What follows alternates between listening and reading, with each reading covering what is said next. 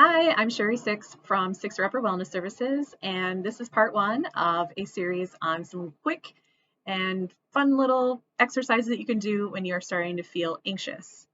And the reason that these work is because what you're doing is you're interrupting that pattern of anxiety that's been going on in your brain. So when we have anxious feelings, it's because there's some sort of neural connection, some little pathway in our brain that when we're in a certain situation and it's like, oh gosh, this isn't safe. And so by interrupting that pattern, we can decrease the feelings of anxiety, to put it simply. So there's a whole lot more where that came from, but I'm trying to keep it simple. So I just want to show you this first tip.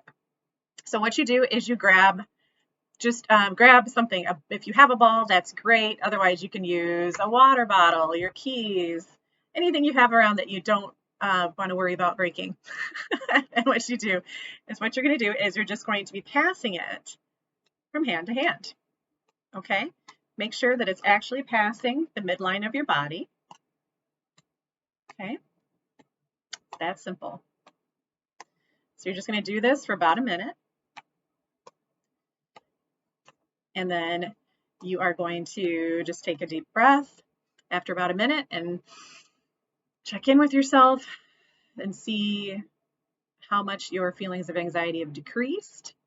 And if you feel like you need a little more, just do a little more until you start to feel better. The reason this works is it's something called bilateral stimulation. And what you're doing is you're accessing both sides of the brain and increasing the communication and the blood flow between the two sides.